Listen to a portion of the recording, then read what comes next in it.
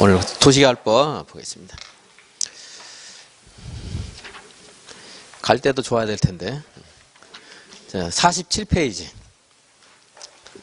도시개발구역의 지정입니다. 도시개발구역 지정은 그 지정권자 양관을 누가 합니까? 시도의사 또는 대도시시장이 지정한다. 다시 보죠. 이제 서울에서 도시개발 사업하고 싶어요. 누가 지정합니까? 서울시장. 이게 구리에서 하고 싶어요. 누가 지정해요? 경기도지사. 그리고 이제 남양주에서 하고 싶다. 남양주 시장이 할 수 있어요. 남양주 대도시니까. 그래서 이제 근데 만약에 구리와 서울을 걸쳐서 하나의 구역을 정하고 싶다. 막 교문리하고 그리고 교문리하고 저기 망우리하고 정해서 망우리하면 촌놈 되나? 이제 교문리도 교문동인가요 지금? 옛날에 저 놀러 다닐 때 교문리 망우리 그랬는데 어쨌든 그렇게 해서 도시개발구역을 정하고 싶어요. 그럼 누가 정해야 돼요? 협의하지 협의 이제. 걸치면 협의해. 걸치면 협의. 그래서 서울시장과 경기도시장과 협의를 해야 되는데 이제 협의가 안 될 수도 있잖아요. 그죠? 뭐 교문리에 망우리에 서로 좋은 거 가져가고 공동묘지는 네가 가져가라 막 서로 다퉈요. 그럴 때 협의가 안 되면 어떻게 해야 되겠어요? 이제 구역을 정할 때 이제 그 위에 상급자, 상급기관인 국토교통부장관이 정할 수 있다. 이런 거죠. 그래서 국토교통부장관이 정하는 것에 5번에 있는 것은 우리가 그동안 행정조직의 위계 질서의 체계에서 이미 공부한 거예요. 시도의사, 대도시장 간의 협의가 성립되지 않는 경우 때는 누가 정할 수 있다? 국장이 정할 수 있다. 동그라미 1번도 우리가 공부한 거예요. 국가가 도시개발 사업을 실시할 필요가 있다. 알 수 있는 거죠. 국가가 하는데 누가 왜 서울시장이나 경기도지사가 합니까? 국토교통부장이 정해야 되겠죠? 그리고 비슷한 취지로 제가 국장이 하는 거 있으면 중장이 요청할 수 있다 그랬죠? 국가기관은 서로 유기적으로 관련되는 것이지 국장 업무는 완전 별개고 그리고 국방부 장관은 완전 별개고 이게 아닙니다. 서로 다 유기적인 관련성이 있기 때문에 만약에 군사시설 설치와 관련해서 도시개발 구역을 정하고 싶다 이럴 때는 국방부 장관이 직접 정할 수는 없기 때문에 이제 국토교통부 장관이 지정을 요청을 하겠죠. 중앙행정기관의 장이 누구한테 요청하겠어요? 시도의사한테 하지 않겠죠. 당연히 국가 업무와 관련되니까 중앙행정기관의 장은 국가 업무를 수행하는 사람이에요. 그러니까 동그라미 2번에도 국가와 관련된 말이 있는 거예요. 여기도 내포돼 있죠. 동그라미 3번은 우리가 공부한 것에 대해서 노골적으로 답을 알려주고 있네요. 국가계획과 밀접한 관련 있는 도시개발구역 지정 제한을 하고자 할 때 그랬죠? 그거 외울 필요가 없죠. 다만 이제 숫자를 혹시 물어볼지 모르니까 그 숫자는 외워야 되겠죠. 얼마 이상으로서 30만 제곱미터 이상으로서 하는 건 이제 그 숫자는 어쩔 수 없이 외워야 되겠고 그리고 이제 도시개발 사업 관련해서 공공기관이나 지방공사도 할 수 있어요. 우리가 국토계획법에서 사업이 공적인 사업은 국가가 하거나 지자체가 하거나 국가가 탄생시킨 한국 무슨 공사가 하거나 지방공사가 할 수 있죠. 여기 도시개발 사업도 공공기관 즉 한국 무슨 공사 얘네들이 할 수도 있습니다. 정부 출연 기관이 할 수도 있어요. 그런데 공공기관이나 한국 무슨 공사나 정부 출연 기관은 누구의 업무를 대신 주로 수행하겠어요? 국가입니까? 지자체입니까? 국가겠죠? 그러니까 이제 공공기관의 장, 정부 출연기관의 장이 나오는 거고 30만 이상 국가기관과 밀접한 관련이 있는 것은 당연히 알려주는 것이고요. 이제 숫자를 물어보거나 이제 지방공사의 장은 여기에 해당 없죠.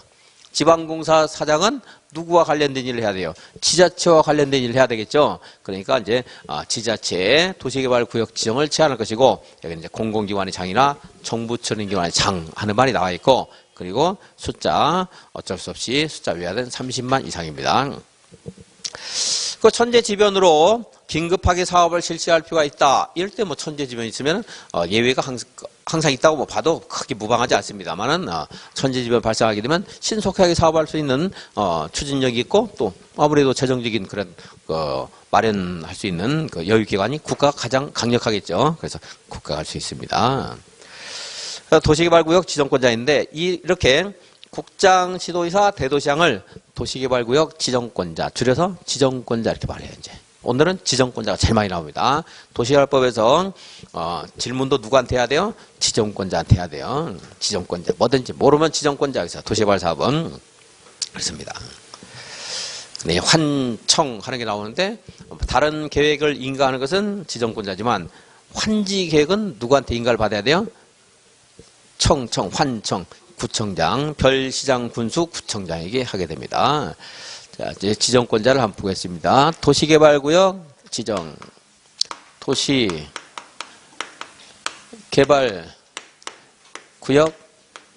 지정. 누가 했죠? 시, 도, 지사나 대도시, 시장. 그런데 걸친다 하면 어떻게 해야 돼요? 협의. 협의가 안 됐어요. 그럼 누가 할 수 있다?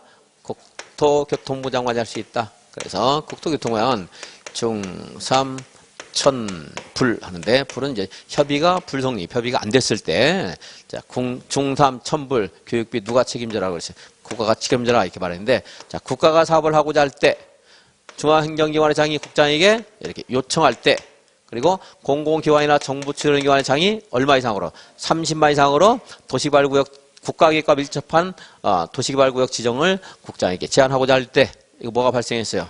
천재지변. 그리고 협의가 성립하지 않았을 때는 국장에게 한다. 그래서 국가 하는 게 다 연상이 돼 있어요. 그걸 이해를 자꾸 하셔야 돼요. 중3 천불도 좋지만. 그리고 여기는 이제 어쩔 수 없이 30만 하는 숫자는 그런 외울 수밖에 없는 거고. 그 천재지변 국가가 나서면 신속하게 할 수 있겠죠. 협의 성립하지 않은 것은 위계질서상 당연히 얘가 하는 것은 알 수 있는 것이고 이렇게 해서 이제 알 수 있고 도시개발구역 지정을 이제 요청할 수 있다. 요청은 여기서 이미 공부한 것에 그냥 끝나는 여기서 공부한 걸로 끝나고 큰 문제 안 됩니다. 국장에게 어떻게 할 수 있다? 요청할 수 있다. 그리고 이제 여기에 해당되지 않는 지자체장들 요청할 수 있어요. 요청할 수 있습니다. 여기에 해당되지 않는 사람 누구 있어요? 구리시장, 그리고 구청장, 군수 이런 사람이 있겠죠? 그래서 대도시를 제외한 시장, 군수, 구청장. 중장은 이렇게 국장에게 요청할 수 있고, 그 다음에 대도시를 제외한 대도시가 아닌 시장, 군수, 구청장은 도시개발구역증을 이렇게 시도의사에게 이렇게 요청할 수가 있습니다. 시도의사에게. 그리고 도시개발, 얘는 중요도가 떨어집니다. 그래서. 왜냐면 다 하면 좋겠지만 어렵거든요. 그러니까 중요도가 좀 떨어지는 건 무시하고 헷갈리면 하지 말라는 거예요. 여러분들. 도시개발구역을 제한할 수 있다. 지정권자 여기서 특히 국장 알아야 되겠고 제한도 알아야 됩니다. 도시개발구역 지정은 이제 도시개발 사업을 시행하려는 자가 사업하기 전에 지정을 제한하는 거예요. 그런데 얘네들도 사업을 할 수가 있는데 얘네들은 사업을 할 때 제한할 필요가 없죠. 필요하면 자기가 지정하면 되는 거니까. 또 얘네들도 사업할 때 지정을 제한할 필요 없어요. 요청하면 되는 거니까. 그러니까 여기에 있는 자 아닌 자들 국가나 지자체 얘가 아닌 자가 제한을 하는 거예요. 얘가 아닌 자. 근데 도시개발 사업을요, 이제 누가 하는가 보면, 도시개발 사업 시행자는 좀 전에 말한 것처럼 국가가 할 수도 있어요. 지자체가 할 수도 있죠. 그리고 이제 얘네가 만들어 놓은 공적인 그런 기관에 할 수도 있습니다. 공공기관에서. 그래서, 공공기관, 정부 출연기관, 지방공사, 국지공출방 할 수 있어요. 이건 이제 공공사업 시행자가 되는 거죠. 공공사업 시행자는 뭐 할 때 보증 받아야 안 받아요? 받을 필요가 없어요. 이제. 그리고 이제 국가나 지자체만 딱 예외인 것 두 가지는 이제 기억을 꼭 해야 되겠고요. 그리고 이제 공공기관의 경우 면제되는 경우들이 있는데 여기서는 이제 국가나 지자체가 면제된다기보다 여기서는 이제 국가나 지자체는 이제 도시개발구역 지정을 제한할 필요가 없다. 일단 없죠. 없습니다. 그리고 이제 토지 소유자. 남양주시에 여기 이렇게 토지를 가진 사람이 여기 토지의 가치를 좀 올리고 싶어요.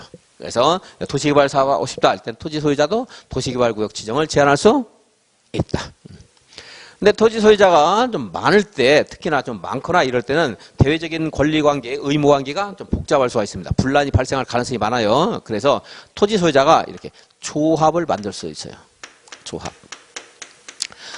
같은 목적을 가진 사람의 단체가 조합인데 대외적인 권리, 의무, 능력이 없을 때 조합, 그리고 대외적인 권리, 의무의 주체가 될 때 이제 법인격을 취득하는데 여기에는 도시개발조합과 다음 주에 공부할 정비조합은 얘는 법인으로 한다 돼 있어요.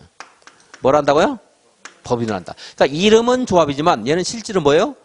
법인입니다. 법인. 그래서 대외적인 책임, 능력, 책임, 그리고 대외적인 권리가 있기 때문에 얘하고 상대하는, 이렇게 얘가 조합을 만들었을 때 얘하고 거래하는 상대방, 이 사람이 조합이 책임자인지 토지 소유자가 책임자인지 알아야 되거든요. 법인일 때는. 만약 법인이 아닐 때는 얘한테 책임을 지우면 되기 때문에 얘가 뭐 조합만 만들었을 때는 등기할 필요가 없어요. 근데 이제 법인이기 때문에 대외적으로 공시할 필요가 있습니다. 따라서 도시개발조합은 뭐를 해야 성립해요? 나중에 조합은 이제 설립 인가를 받아야 되는데 인가만 받은 거 가지고 안 되고 뭘 해야 된다?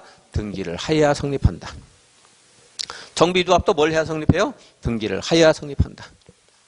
주택법에는 리모델링 주택조합이 이제 법인이 돼요. 법인이. 이제 공부를 해야 돼. 추가해서. 여러분들 새로운 내용이야. 법이 바뀌었어요. 올해. 자, 이제 일단은 우선 도시개발조합, 정비조합은 뭐예요? 법인이에요. 법인.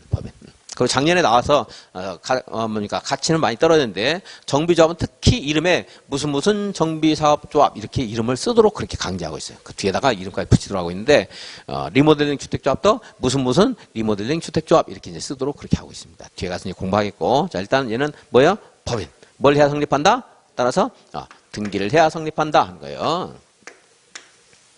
여기까지 이제 이해를 쭉 해주시고. 그리고 뭐 지방이전법이라든가 지방이전법인, 부동산 개발업자, 부동산 투자회사 하는 등등이 이제 도시개발 사업 시행할 수 있는 자격을 가진 자가 있고요. 여기에 있는 자들이 도시개발 사업을 해서 출자를 해서 법인을 만들 수 있어요. 뭐 부동산 투자회사가, 지방공사가, 국가가 설립한 법인도 있을 수가 있는데, 자 도시개발 사업을 해서 설립한 법인 있을 수가 있어요. 이제 독립적인. 그런데 만약에 이 설립한 법인이 여기 얘네들이 국지공출방이 50%를 초과해서 출자했다. 그러면은 얘는 공공사업 시행자처럼 취급하면 됩니다. 이제 앞으로 그래서 50초 이렇게 읽어요. 자, 50초는 지급 보증을 받을 필요가 있다 없다? 없다. 이거 이제 50초 나왔을 때. 그래서 여기 조합은 토지 소유자가 도시개발구역이 지정되면 그때 만드는 거지 얘가 만들어져서 도시개발구역 지정을 제한하는 게 아닙니다. 그래서 도시개발구역 지정 제한은 국가나 지방자치단체나 조합을 제외한 사업을 시행하는 자가 도시개발구역을 지정을 제한할 수 있다. 이제 제한할 때는 제주도에서는 시군이 없기 때문에 법정 시군이 없기 때문에 자치단체가 없기 때문에 이제 제주특별자치도지사.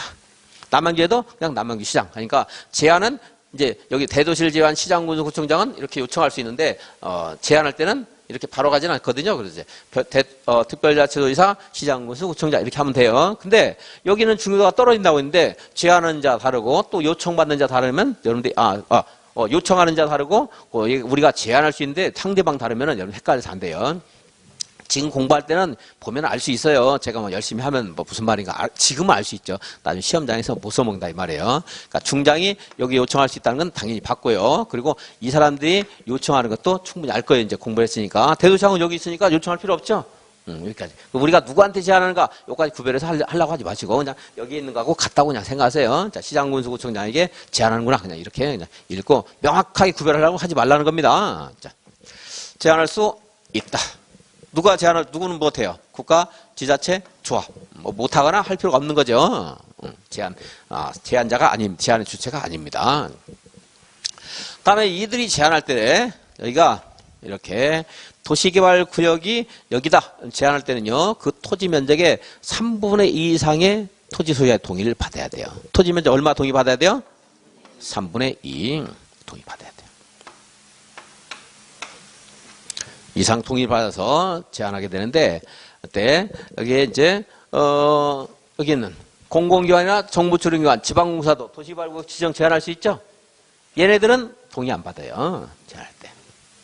누가 동의 받아야 돼요? 얘네들이 동의 받아요. 토지 소유자, 지방이전법인, 부동산 투자회사. 얘네들은 도시개발구역 지정 제한할 때 토지 면적 얼마 동의 받아야 돼요? 3분의 2 이상의 동의를 받아야 한다. 그리고 이제 국공유지를 포함한다 이런 것들은 너무 어려운 것들은 나중에 이제 서서히 하도록 하겠습니다. 한 번씩 제가 말을 했다가도 외우라고 안 하고요. 또 문제 풀면서 그런 것도 다시 또 확인하고 그럴 겁니다. 너무 이런 거에 다 지금 다 해결하려면 너무 어려워서 안 됩니다. 자, 얼마 동의 받아야 돼요? 3분의 2. 그러면 50초는 동의를 받아야 안 받아요? 안 받죠? 정부 출연기관 동의 안 받습니다. 지방공사 동의 안 받아요. 우리들이 할 때 동의 받아야 됩니다. 우리 할 때. 얼마 동의 받아야 돼요? 3분의 2. 이게 국토계획법에서도 3분의 2였잖아요. 기지개 제한할 때 동의 받아야 하는데 5분의 4가 하나 있죠. 무슨 시설? 기반시설 답을 거의 알려줬는데 틀리면 안 되겠죠. 지구단위 계획구역이라든가 개발진흥지구는 3분의 2입니다. 용도지구를 폐지하는 지구단위 계획으로 대체하려는 것도 제한할 때 얼마요? 3분의 2예요. 그냥 지구단위 계획으로 읽으라고 있어요. 거기는. 여기도 3분의 2잖아요. 3분의 2. 똑같은 숫자입니다. 근데 이제 국공유지를 포함하는가 제외하는가 하는 것이 이제 어려운 문제가 있는데 그 문제 풀면서 한번 여러분들한테 이렇게 한번 기억하려고 한번 해보세요. 이렇게 할 겁니다. 막연히 외워가지고 외우지 않으니까. 여기는 국공유지를 포함해서인데 지금 외우려고 하지 말고 얼마? 3분의 2. 그래서 우리가 이렇게 제안하면 제안받은 자는 1개월 이내에 도시개발구역 지정을 할 것인지 여부를 이제 통보를 해줘야 되고요. 이게 이제 그것이 좀 불가피한 사정으로 연기할 때는 1개월 연기할 수 있습니다. 도시개발구역 지정 제안까지 받습니다. 그리고 이제 도시개발구역 지정을 하게 되면요, 그때부터 지정하면 이제 고시를 하게 되는데, 그때부터 이곳은 도시지역과 지구단위 계획구역으로 의제가 됩니다. 도시역과 지구단위 계획으로 의제가 된다. 예외도 있는데요, 기본적으로. 도시지역으로 의제가 된다는 것은 도시개발구역을 도시역 아닌 곳에도 지정을 할 수 있다는 말이겠죠. 당연히. 그죠? 도시지역에 지정했는데 도시적으로 의지할 필요가 없는 거잖아요. 그래서 이제, 도시개발구역을 어디다 지정하는가 하는데, 도시개발구역 지정은요, 주거지역, 상업지역, 공업지역, 녹지지역, 관리지역, 농림지역, 자연환경 보전지역, 이걸 이제 도시적 외의지역 이렇게 이제 체계되어 있는데, 이제 도시적 외의지역 하는 것과 관농자지역하고 같은 말은 아니라고 했죠. 여러분 그거 기억할 필요 없어요. 왜냐하면 아무 용도지역도 없는 곳도 있거든요. 우리나라에 없을 수도 있거든요. 그죠? 거기는 도시 외의지역에는 들어가지만 관농자는 아니에요, 사실은. 그죠? 그러니까 같은 말은 아닌데 그냥 도시 외의지역을 관농자라고 읽으세요, 여러분들은. 그렇게 읽으면 돼요. 자. 이제 실제로 시험에서 도시지역, 외의지역 이렇게 나올 수도 있지만 관리지역, 농림지역, 자연환경 보전지역 이렇게 나올 수도 있는 겁니다. 이제 똑같은 말을 읽으세요, 여러분들은. 같은 건 아니지만 여러분들 같은 말을 읽으면 돼요. 자, 그런데 이제 도시개발구역이 지정했을 때 너무 이게 좁으면은 그 안에서 뭐 기반시설을 설치하거나 할 때 효율적으로 설치가 곤란할 수 있겠죠. 그죠? 그래서 그 면적이 1만 제곱미터 이상은 돼야 돼요. 그래서 1만 주거라고 하는 상업지역, 이걸 국토기획부에서 공부했는데, 그것은 우리 개인이 형질변경 허가 받을 때 1만 미만. 여기는 물론 사적인 성격이 없는 건 아니지만 또 공익을 위해서 개발하는 이 경우에는 1만 미만이 아니고 얼마? 1만 이상이죠. 1만 주거라는 상업지역. 그럼 녹지역에도 주상과 비슷한 게 있죠. 무슨 녹지가 있어요? 자연 녹지, 생산 녹지. 얼마 이상? 1만 이상입니다. 공업적은 얼마겠어요, 이제? 3만이죠? 3만 이상, 1만 이상. 도시외의적은 몽땅 30만 이상이에요. 아파트 연립권 설계획이 있고, 초등학교 용지가 확보되어 있고, 또 4차로 이상의 도로가 확보되는 등 일정한 기반시설이 확보되어 있을 때는 기반시설 설치 등을 위해서 이게 필요하다고 볼 수 있는데, 기반시설이 이미 확보가 되어 있기 때문에 10만 이상이면 된다 하는 게 있는데, 그 요건이 너무 어렵고 잘 안 나오니까 무시. 기본 얼마다? 30만 이상. 30만 이상. 이제 반드시 그런 건 아니고, 이제 이거보다 낮은 것도 있습니다. 그 10만인데, 그거보다 더 쉬운 것도 있어요. 그 예외인 것이 있는데, 그보다 더 쉽지만, 시험에는 더 중요한 거, 이제 그걸 기억해야 돼요. 예를 들어, 녹관농자, 일단 기본부터, 보전녹지는 대상이 아닙니다. 자연환경 보전지역은 대상이지만, 보전녹지는 아니에요. 근데 보전녹지가 대상인가 아닌가를 뭐 물어볼 가능성이 많지는 않습니다. 그냥, 면적, 이거 잘 기억하시면 돼요. 자생도 얼마죠? 1만 이상입니다. 자, 이러한 면적 제한이 있는데, 그런데 녹관농자에 있는 취락을 정비하기 위한 용도지구가 있어요. 무슨 용도지구? 취락을 정비하는 거. 뭐요? 자연취락지구. 집단취락지구는 개발제한구에 있는 겁니다. 집단취락지구. 어쨌든 집단취락지구든 자연취락지구든 여기에 도시개발구역을 지정할 때는요, 그게 원래 도시개발구역이라는 것은 이제 시가지를 만들기 위한 것, 신도시를 개설하기 위한 것이 도시개발구역이지만 여기 시가지를 조성하기 위한 게 아니에요. 원래 기본적으로 도시개발구역은 시가를 위한 것이다 이렇게 말하지만 그게 원래 기본적인 원칙이지만 반드시 그런 건 아니잖아요. 사실 중개사 학원에 누가 와서 공부해요? 중개사 시험 보시는 분들 와서 공부하는 거죠? 그럼 중개사 시험 안 보는 사람 와서 공부하면 안 돼요? 돼요. 합격하신 분도 와서 공부하는 분 있어요. 공법 강의 듣는 분 있어요. 어려우니까 공법을. 그리고 또 내 중개사 시험 안 보더라도 와서 공부하는 사람 있을 수 있어요. 자, 요거 도시개발구역은 시가지를 조성하는 게 원칙이죠? 그 목적 아닌 것도 있을 수 있어요. 여기는 취락을 정비하기 위해서 단순히 시가지를 만드는 게 아니고 여기에 있는 주거 환경이 너무 열악하기 때문에 환지 방식에 따라서 주거 환경을 조성하기 위한 도시개발구역도 있을 수가 있겠죠? 자, 취락지구에 도시개발구역을 정했을 때는 그 목적이겠죠? 시가지를 만든 게 아니고. 따라서 취락지구는 도시를 의제가 돼야 안 돼요. 되지 않는다. 그리고 이제 이 취락지구도 지구단위 계획으로 의제가 돼야 안 돼요? 되지 않는다. 하나 더 있는데 얘만 정확히 알고 있으면 여러분들이 풀 수 있을 것이고요. 또 이제 도시개발구역 정할 때 잘 보세요. 본래 도시개발 사업은 시가화를 만드는 거죠. 국토계획법에서 우리가 시가화 용도라는 걸 공부했어요. 시가화 용도는 어디를 말해요? 이거 봐. 주거지역, 상업지역, 공업지역. 이걸 말하잖아요. 그죠? 그래서 여기다가 도시개발구역 정하는 것은 자연스러운 현상이에요. 여기다 도시개발구역 정하는 것은 자연스러운 현상이 아닙니다. 따라서 자연녹지, 생산녹지나 도시 외의 지역의 도시개발구역을 지정할 때는 그곳이 기본계획에서 또는 광역계획에서 이미 이용 가능한 용도로 정하고 있는 지역에 대해서 정해야 돼요. 아무데나 가서 하는 게 아니고. 몇십 년을 내다보는 기본계획이 있는데 남양주시장이 당선되고 나서 1년 만에 막 몇십 년을 내다본 기본계획에 반해서 개발 가능하지도 않은 곳에 가서 함부로 시가를 만드는 것도 그 바람직한 게 아니거든요. 다 우리 자치단체장이라든가 대통령에게 권한이 있다 하더라도 이미 통제되는 권한은 그 범위 내에서 해야 돼요. 자, 어디에다가 정해야 돼요? 이곳에 여기 외에다 할 때는 기본계획이나 광역계획에서 이용 가능한 용도로 정하고 있을 때. 근데 우리나라에 광역계획이 다 있지는 않잖아요. 그죠? 그럼 기본계획은 다 있어요, 우리나라에? 없는 도시 있어요, 없어요? 있죠? 둘 다 없는 도시 있을 수가 있잖아요. 그럴 때는 이 밖에다 지정을, 아이고, 어깨 아파 죽겠네. 50전이지. 이 밖에다가 지정을 할 수 있어요, 없어요? 있어요, 있죠. 그죠? 우리가 용도 지역에서 공부한 게 있거든요. 개발 가능한 곳, 어디예요?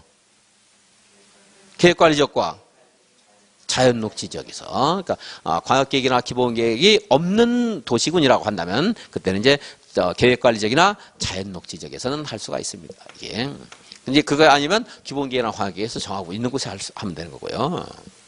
그래서 도시개발구역 지정하는 것은 이제 봤는데 지금 말한 것도 취락지구에는 적용이 돼야 안 돼요? 안 된다. 취락지구에는 적용되지 않는다. 그래서 취락지구라든가 이제 국가균형발전에서 국토교통부 장관이 지정하려고 하는 지역, 이거 취락지구, 개발진흥지구, 지구단위 계획구역 같은 것들은 지금 말한 그런 면적 제한이라든가 자연녹지나 계획관리에서만 해야 된다 하는 것들이 적용되지 않는다. 그래서 이제 형 취하면 개지, 개가 돼서 말을 잘 안 듣더라. 이제 우리가 국토계획법에서도 개는 주민의 말을 잘 안 들었잖아요. 말을 잘 안 들어요. 개가 돼서.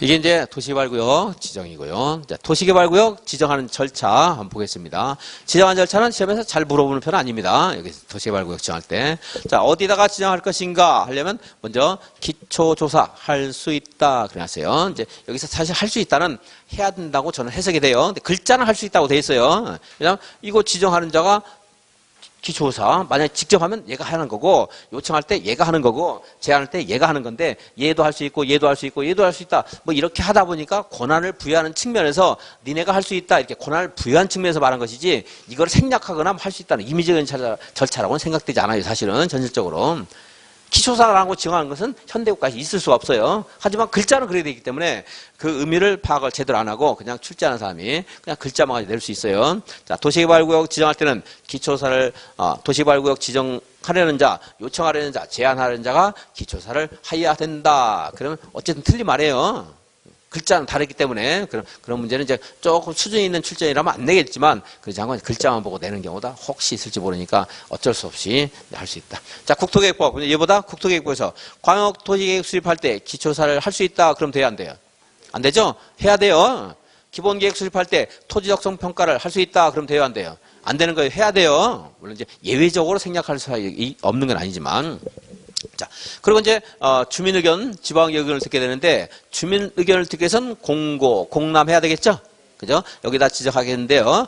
이런 서류에 대해서 여기다 지정하는 것에서 의견 있으면 제시하세요 하면서 공고하고 관련서를 비춰서 이제 공람시킵니다. 공남, 공고 이렇게 말을 해요. 자, 공람, 공고 하게 되는데 그때 이제 주민 의견 들 때 며칠 이상 공람시키는 게 기본 원칙이에요? 14일. 그리고 공청회는 이제 기본적으로는 필수가 아닙니다. 공청회를 해도 되고 안 해도 되는데 다만 도시개발구역 지정을 하려는 면적이 100만 제곱미터 이상이다. 그럴 때는 공청회를 해야 돼요.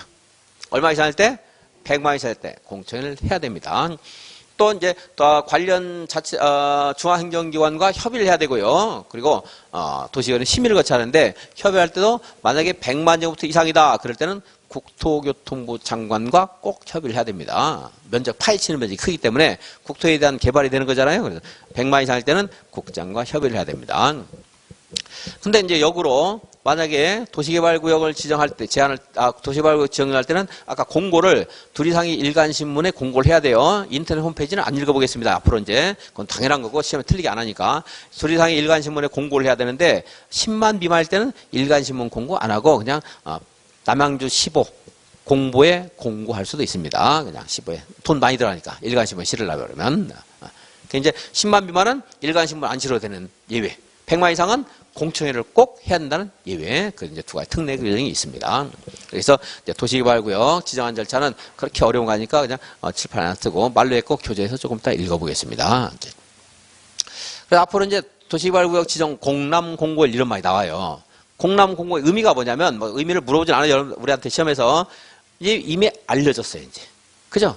도시개발구역 지정하겠다는 것이 널리 알려진 시기죠. 널리 알려지기 때문에 이때 이후에 이제 도시개발 사업에 따른 이득을 잠탈하거나 취득하려는 편법을 쓰는 사람들에 대해서는 그냥 도시개발 사업에 대한 그런 권리를 주지 않고 현금으로 성산하거나 이제 환지를 지하거나 뭐 이런 이제 제한을 받을 수 있어요. 공람 공고일 후에 뭐 한 사람들. 근데 이제 공람 공고일 후 이렇게 읽겠지만 제가 요령은 이렇게 말하죠. 언제 후에 이렇게만 읽으라고 했어요.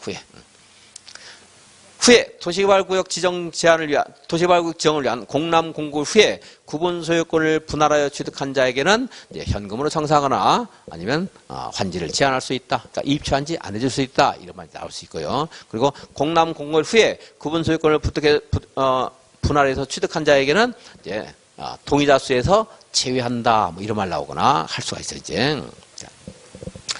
이제 공람 공고에는 아주 중요한 건 아닌데요. 이런 이제 절차 받고 다음에 이렇게 도시개발구역을 지정하기 위해서는 그 도시개발구역의 위치, 면적, 누가 사업할 것인가, 무슨 방식으로 할 것인가 하는 것들에 대해서 미리 다 철두철미한 계획을 세워놔야 돼요. 그죠? 우리가 개인적으로 무엇인가 할 때도 계획을 세우잖아요. 올해 이제 중개사 시험을 언제 시작해서 언제 끝내겠다 계획 다 세우거든요. 그래서 그게 뭐예요? 도시개발 사업을 위한 계획이에요. 도시개발 계획. 개발계획 수립해서 이제 사업을 합니다.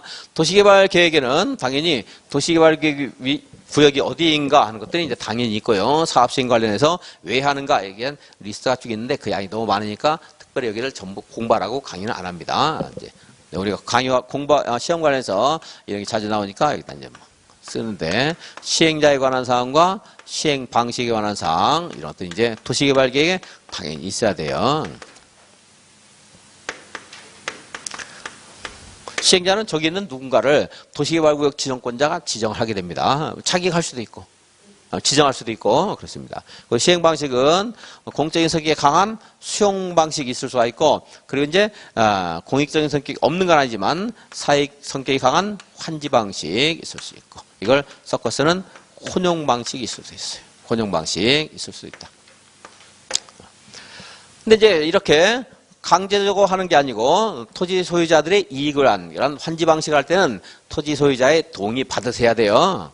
도시개발 사업을 해야 됩니다. 그리고 이제 얘네들이 사업을 주로 할 거예요. 토지 소유자가 예외도 있지만 특히나 전부 환지 방식이다. 그럴 때는 토지 소유자나 조합이 사업 시행자가 되는 게 원칙입니다. 이제 예외가 있어서 여러분들을 괴롭히지만 어쨌든 원칙은 누가 하는 거예요? 전부 환지 방식은 토지 소유자나 조합. 그러니까 토지 소유자가 해도 되고, 지가 이제 권리관계를 단순화시키고 싶다, 좀 복잡하다, 다툼이 있을 것 같다, 빨리 하고 싶다 할 때는 조합을 만드는 거고요. 이제. 그리고 혼용 방식도 이제 환지가 적용되는 부분과 수용이 적용되는 부분이 이렇게 딱 떨어지는 것을 분할 혼용, 그리고 여기저기 섞여 있는 것을 미분할 혼용 그렇게 말해요. 어쨌든 간에 환지가 적용돼, 여기 전부환지부터 할게요. 전부환지 방식하고 싶다. 토지 면적 3분의 2 이상의 토지 소유자와 면적이에요. 면적. 그리고 토지 소유자 총수 2분의 1 이상의 동의를 받아야 됩니다. 근데 여기 만약 혼용한다 그러면 혼용에서도 환지가 적용되는 부분에 이 원칙이 적용되는 거예요. 3분의 2분의 1 그 원칙이 적용되는 겁니다. 수용 방식 할 때 동의 받아야 안 받아요? 이건 안 받아요. 공익을 위한 것이고 그래서 강제로 하는 겁니다. 그래서 어떤 대규모 개발 사업 하고 싶다 이럴 때 보통 무슨 방식을 해요? 수용 방식. 그래서 그럼 이렇게 그때 이런 말 씁니다. 우리 법에서 집단적인 조성과 공급을 하고 싶다. 그러니까 어떤 곳에 주택 단지를 크게 조성해서 공급합시다. 산업 단지를 조성해서 공급합시다. 이럴 때 뭘 해요? 이제 수용 방식. 그 말을 뭐라고 했어요? 금방 제가 집단적인 조성과 공급한다. 집단적으로 큰 대규모 단지 비슷한 성격을 가진 것을 어떤 곳에 이제 만든다 이 말이에요. 근데 환지 방식은 왜 하는 거예요? 여기 있는 토지 소유자들의 토지의 가치, 토지의 효용을 증가시켜서 토지 소유자들의 이익을 위한 것, 이게 이제 효용 방식, 환지 방식이고 또 이렇게 그 개별적인 토지의 그런 그 가치의 상승, 이것은 부수적으로 되면서 공공시설을 정비하기 위해서 환지 방식 하는 것도 있을 수가 있어요. 그래서 여기가 도시개발구역인데 이렇게 도로가 있었어요. 공공시설이죠? 그죠? 근데 도로가 지금 비효율적이잖아요. 그래서 도로를 이렇게 만들고 싶어요. 이렇게. 그러면은 여기에 있는 도로 부지는 개인에게 주고, 여기 있는 개인의 땅은 도로로 주고, 그러면 서로 나눠 가질 수 있잖아요. 이렇게. 교환할 수도 있겠죠? 물론 수용할 수도 있겠지만, 수용하지 않고 이렇게 그냥 환지를 할 수도 있습니다. 제가 조금 그림을 많이 그렸는데 좀 더 쉽게 이해하기 쉽게 이렇게 도로를 만들 수 있죠. 그럼 여기 있는 도로 부지는 개인의 땅이 주고 그리고 여기에 있는 개인의 토지는 도로 부지로 편입시키고 이렇게 서로 교환할 수도 있습니다. 공공시설을 정비하거나 토지 효용을 증진시켜서 토지를 뭐 교환, 분합, 형질 변경을 하는 것이 환지 방식. 여기는 뭐예요? 집단적인. 여기는 효용. 근데 수용을 하려면 뭘 해야 돼요? 토지를 매수해야 되잖아요. 매수가 안 되면 이제 강제 수용하는 거고, 매수, 수용을 하려면 당연히 토지 보상금이 지출이 돼요. 근데 토지 보상을 많이 주면 사업을 진행하기 어렵겠죠. 그죠? 그래서 토지의 가치가 인근 지역에 비해서 현저히 높다. 그럴 때는 수용 방식이 기본입니까? 환지가 더 일반적이겠어요. 환지. 그러니까 토지의 가격이 현저히 높다. 이런 말 나오면 이것도 환지 방식입니다. 그래서 무슨 방식인가 이것도 자주 물어보는데 작년에 나왔고요. 지문제에 여전히 또 나올 수 있습니다. 자, 환지는 여기 있는 사람들이 원할 때 해야 되는데, 근데 이제 국가나 지자체가 사업을 한다 할 때는 공적 성격이 굉장히 강하다는 거예요, 분명히. 그죠? 그리고 또 토지 소유자에게 피해를 입힐 가능성도 훨씬 적죠? 실제로도 사업을 다 끝냈는데 환지 방식 사업했더니 종전의 토지보다 내가 가지고 있는 토지 가치가 줄 수도 있어요. 뭐 평균 토지 부담이 너무 높다라든가 사업이 잘못 시행됐다라든가 이래서 그럴 때는 행정청이 했을 때는 감가상각 보상해줘요. 가격 토지 가치가 많이 떨어졌으면 그에 대한 최소한의 뭐 원금은 보장해준다 이 말이에요. 누가 했을 때? 행정청이 했을 때. 그러니까 국가나 지자체가 사업하게 되면 환지 방식이라 하더라도 우리가 거부할 이유가 별로 없겠네요. 자, 다시. 환지 방식의 도시개발 사업할 때는 토지 면적 3분의 2 이상과 토지 소유자 총수 2분의 1 이상의 동의를 받아야 되는데 누가 사업할 때? 국가나 지자체가 사업할 때는 그러한 동의를 받을 필요가 없다. 이거 없다. 그건 이제 기억하셔야 되겠고요. 자, 다시 여기 국가나 지자체가 사업할 때는 이 동의가 필요가 없다 하는 거. 하나. 자, 개발계획을 수립해서 구역을 정하는 거예요. 여기에 개발계획에 여기 도시개발구역의 위치, 면적, 목적 그런 앞으로 사업을 시행하는 내용에 대해서 다 있는 겁니다. 원래 그렇게 해야 되는데 그런데 그렇게 하면은 개발계획을 수립하는 과정에서 정보가 새나가서 여기에 도시개발구역의 후보지역에 온갖 투기라든가 뭐 토지 분할을 통한 이제 사실 여기에 토지 소유자 만약 뭐 10,000평 가지고 있다 이 사람도 한 명밖에 안 되는 거예요. 원래 권리를 하나 행사하는 것이 원칙인데 그걸 잘게 쪼개게 되면 여러 사람의 권리자가 나올 수 있겠죠. 그죠? 그래서 그런 것들을 방지하기 위해서 투기가 아주 극성일 가능성이 있는 곳에 대해서는 도시개발구역을 정한 다음에 개발계획을 세울 수도 있다. 하는 거죠. 자, 그 지역이 어디예요? 주상공 지역이 아니고 오히려 여기 자연녹지, 생산녹지, 도시 외의 지역 이런 것들. 이런 거 땅값이 굉장히 많이 오를 거 아니겠어요. 그죠? 그리고 국가균형발전에서 국토교통부 장관이 중앙행정기관의 장관과 협의해서 지정하려고 하는 지역. 여기도 주상공이라 하더라도 여기는 국가균형발전에서 개발한다는 것은 분명히 그 지역이 현재 낙후됐다는 걸 의미하는 것이죠. 따라서 토지 가치가 많이 오를 수가 있겠죠. 도시개발 계획을 원래 누가 수립하는 거예요? 지정권자가 수립하는 거예요. 그죠? 근데 지정권자들, 행정관료들의 그 아이디어, 창의력이 한계가 있을 수가 있습니다. 일반에 공모할 수도 있죠. 도시개발 계획을. 그러려면 어디서 하는가 알려줘야 될 거 아니에요. 도시개발 계획을 공모해서 수립하려고 하는 경우에도 구역을 정해놓고 계획을 세울 수 있다. 자, 다시 원래는 뭐예요? 개발 계획을 세워서 어디다 할 것인가, 왜 하는가, 누가 하는가, 여기 있는 인구는 얼마 수용할 것인가, 무슨 문화시설을 설치할 것인가 하는 것도 여기 있어야 되는데, 근데 이게 있으면은 개발 계획이 새 나가서 이제 투기가 될 수 있기 때문에 투기를 억제하기 위해서 구역을 정하고 개발 계획을 나중에 세우는 경우도 있다? 있다. 그게 어디에서요? 좀 딱 소외된 지역, 낙후된 지역. 그 땅값이 뭐 10배, 20배는 좀 과장일지 몰라도 뭐 10배 막 뛸 수 있어요. 20배도 뛸 수 있고, 그죠? 그런 것이에요. 그리고 이런 경우도 있을 수 있겠죠. 주상공 면적이 전체 면적의 100분의 30 이하인 지역. 그러면 여기가 중심이 아니고 여기가 더 주된 곳일 거 아니에요. 여기서 얼마나 투기가 많겠어요. 마찬가지로 도시개발구역 정해놓고 개발계획을 수립할 수 있다. 알겠지? 그래서 이제 거꾸로 하는 건 하나 맞고, 그리고 다시 이제 이런 게 지금 거꾸로 하는 예외를 봤는데 그게 아니고 그냥 일반적으로 하는 게 일반적으로 간다 하더라도 도시개발 계획에는 이런 게 있어야 되는데요.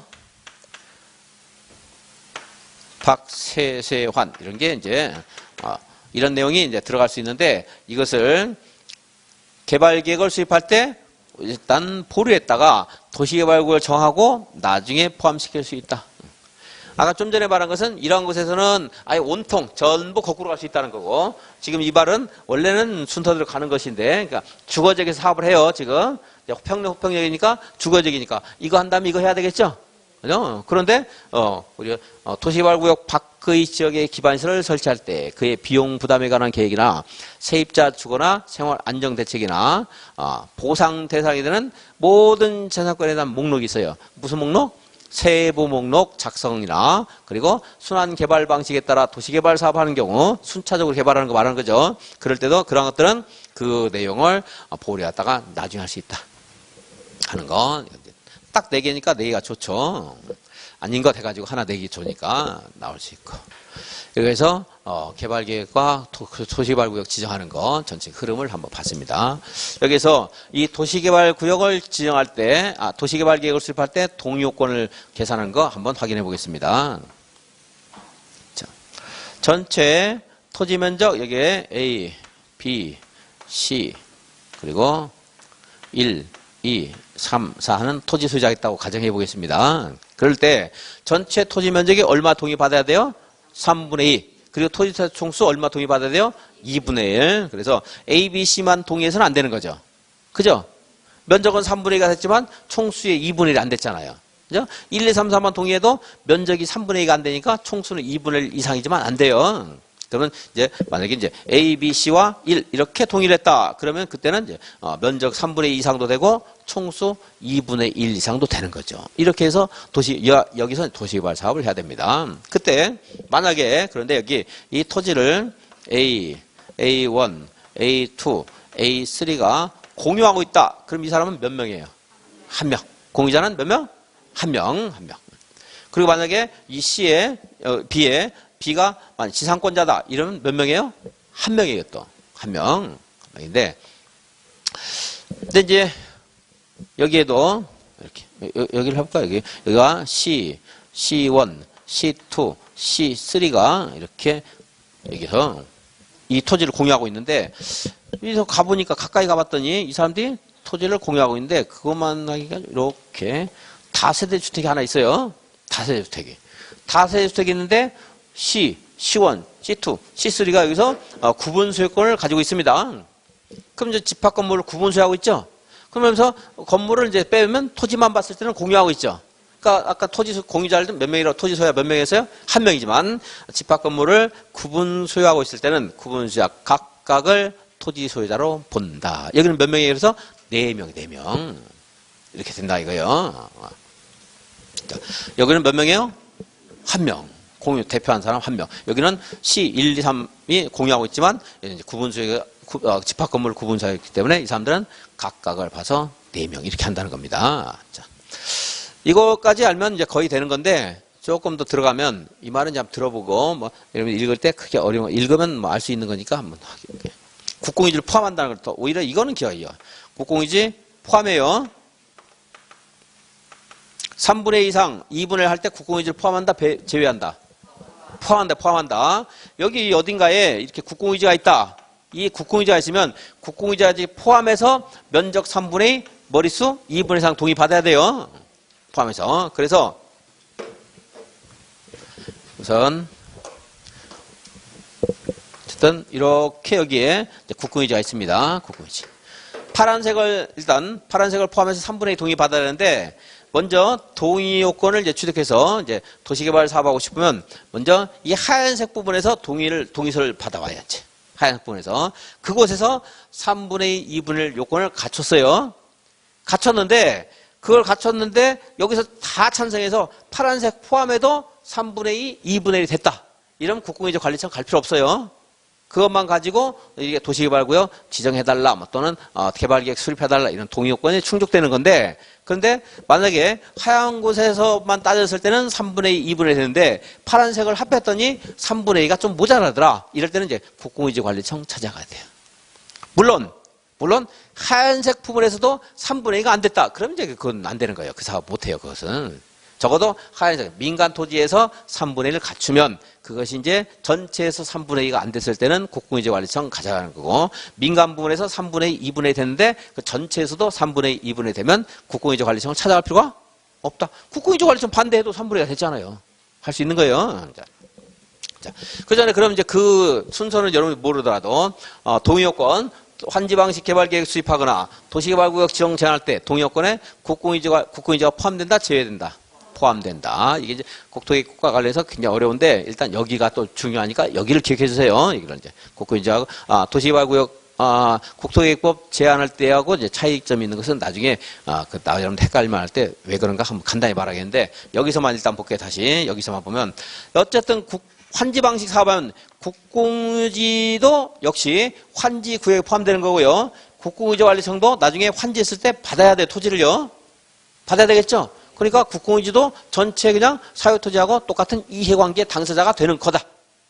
포함한다? 제외한다? 포함한다. 얘도 나중에 조합원이 될 수 있는 거예요. 국공유지 관리청 하나가 조합원이 될 수 있는 거예요. 조합 하나가 될 수 있다. 기본칙인데 이제 그런 경우는 다른 뭐 예외를 도입해서 이제 국공유지가 국가나 지자체가 사업을 뭐 시행하는 경우 있을 수 있겠지만 기본원칙은 얘도 그냥 하나의 토지 소유자로 볼 수 있다 하는 겁니다. 자, 지금까지 본 것들 확인 한번 하겠습니다. 47페이지. 국장이 정하는 것, 국가가 사업을 할 필요 있을 때, 중장이 요청할 때, 그리고 얼마 이상? 30마 이상 국가계획 밀접한 제한할 때, 천재지변 긴급하게 할 필요가 있을 때, 협의 성립 안 했을 때. 자, 우리 공부에서 모든 경우에 뭘 할 수 있다? 분할할 수 있어요.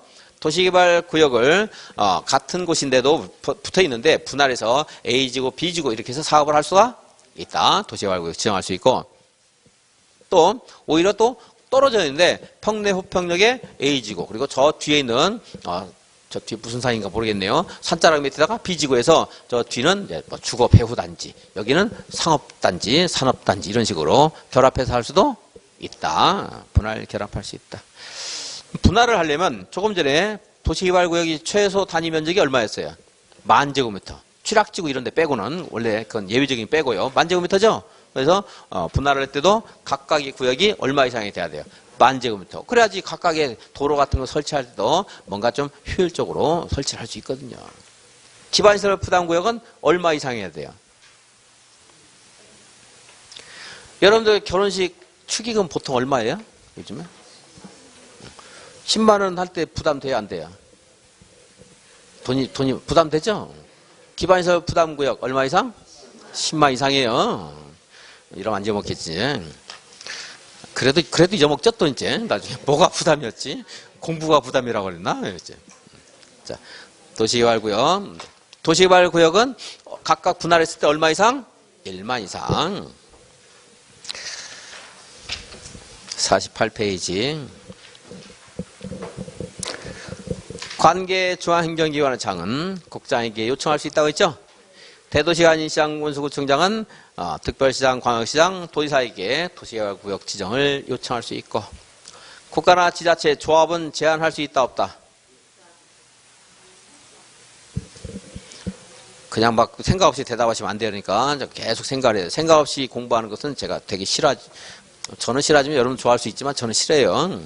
제가 그랬잖아요. 10,000번을 아무 의식 없이 되뇌어도 별로 기억이 안 남아요. 자꾸 왜 그런가 생각을 해야 되고요. 어렵지만. 그럴 때 그 3번, 생각하는 공부 3번이 생각 없이 외우는 10,000번보다 훨씬 유리해요. 그게.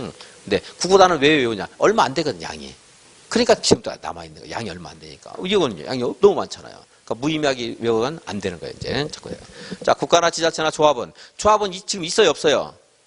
없어요. 그러니까 제한할 수 없죠. 결혼식 사진에 엄마 아빠 왜 나는 없어 이러면서 막 따지는 거랑 똑같아요. 걔는 아직 결혼 전에 만들어지기도 하나?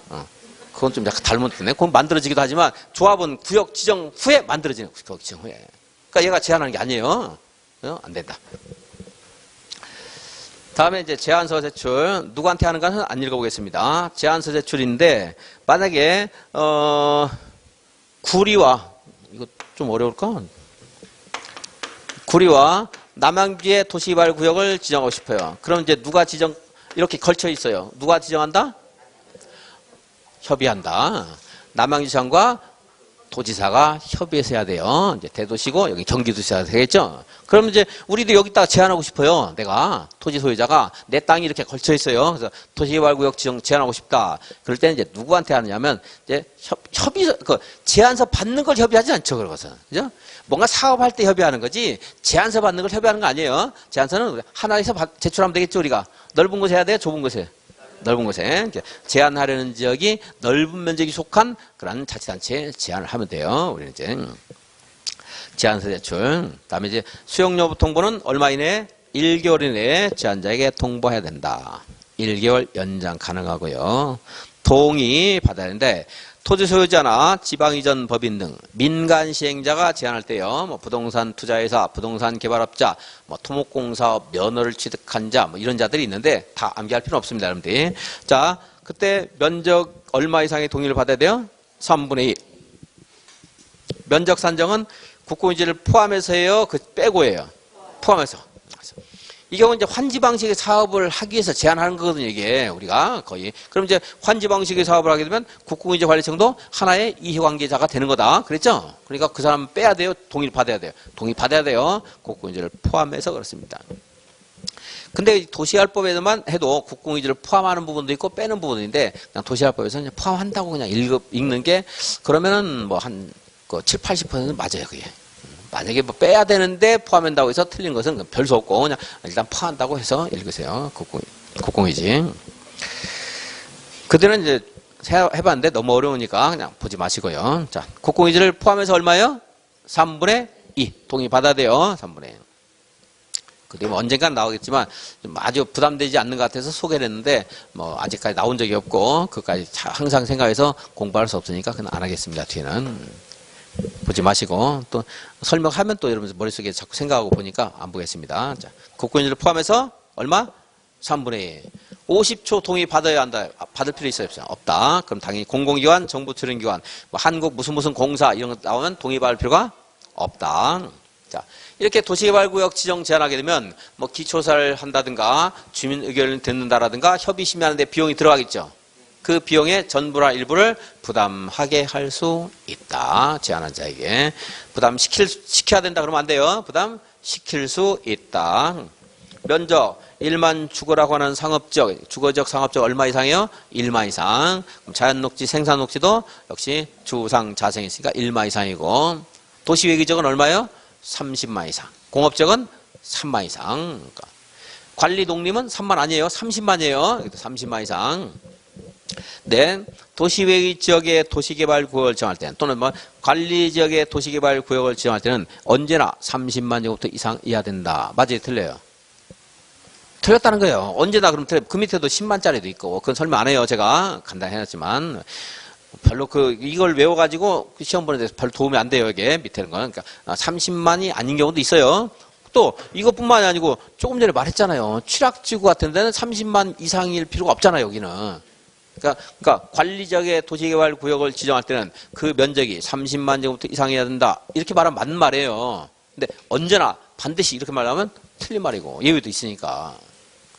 근데 언제나 반드시라고 안 내요. 시험에서. 그렇게 되면 다 맞추니까 사람들이. 그거 모르는 사람 없어요. 대한민국에 학원 조금만 한 달만 다니면. 한 달 갖고 안 되려나. 네, 입지 환지할 때는 반드시 평가식으로 해야 된다. 이 말은 맞는 말이에요. 이렇게 맞는 말을 낼 수 있어. 맞는 말하고 이제 그런 것들 함정을 또 역으로 파서. 그럼 공부 안 하는 사람들은 반드시니까 얘는 틀렸겠지 이렇게 생각할 수 있는데 그건 맞는 말이에요. 그것은. 자, 그 다음에 이제 자연녹지, 생산녹지, 도시 외의 지역의 도시개발구역을 지정할 때는 광역계획이나 기본계획에서 이용 가능한 용도로 정하고 있을 때 이 말이 안 나와요. 이 말이 시험에 나오는 게 아니고. 자, 만약에 광역계획이나 기본계획이 없는 그런 지역에서는 자연녹지, 생산녹지, 그리고 계획관리지역의 도시개발구역을 정할 수 있다. 이렇게 말하면 맞아요? 틀려요? 틀렸잖아요. 어디에만 해야 되는데? 자연녹지, 계획관리만 해야 되니까. 그죠? 그렇게. 어떻게 나올 것인가 이렇게 말할 때 그런 것들을 자꾸 생각해야 돼요. 그냥 평범하게 읽지 말고. 그래야지 겨우 찾는 거지. 그렇게 안 하고 무심결 읽어가지고는 빨리 살짝 바꾸는 못 찾아요. 이제 조금 이따 관련된 것도 제가 한번 소개를 할 건데, 이제 그렇다고 해서 너무 여러분들이, 뭐 좌절할 필요 없어요. 그거 틀려도 맞출 수 있는 거 많이 있으니까, 이제. 그냥 읽어서는 별로 도움이 안 된다는 걸 말한 거예요. 자, 과학기획이나 기본계획이 수립되어 있지 않은 도시지역에서는 좀 전에 말한 것처럼 자연녹지, 생산녹지 계획관리가 가능하다. 맞아요? 틀려요? 생산녹지 들어가면 안 되겠죠? 자, 내가 너무 빨리 말해서 깜빡했지만, 자, 자연녹지, 생산녹지 계획관리가 가능하다. 틀려. 1번은, 양과를 1번은 볼 필요 없어요. 그건 나올 수가 없어요. 문제, 시험에. 평범해. 답이 아니야. 나오더라도. 나오면 이제 양과를 2번 갖고 틀리게 하는 겁니다. 자. 다음의 지역은 지금 공부한 면적이라든가 또는 뭐 자연녹지 계획관리만 가능하다라든가 하는 것이 적용되지 않는다. 왜 적용이 안 됐어요? 막 지멋대로 하는 거. 형 취하면 개지 했잖아요. 국가균형발전이라는 경우 거기 괄호 안에 자연환경보전지역은 지휘한다는 것은 그냥 시험에서 거의 알려줍니다. 무시해도 돼요. 그리고 개발진흥지구, 지구단위 기획구역과 취하면 개지의 취락지구 여기는 면적 제한 같은 거 적용되지 않습니다. 특히나 취락지구는 하나 더 있죠. 지정해도 무엇으로 의지하지 않는다. 도시적으로 의지하지 않는다. 지구단위 계획으로 보지도 않고요. 하는 내용이 있습니다. 자, 10분 쉬었다. 개발계획부터 다시 보겠습니다.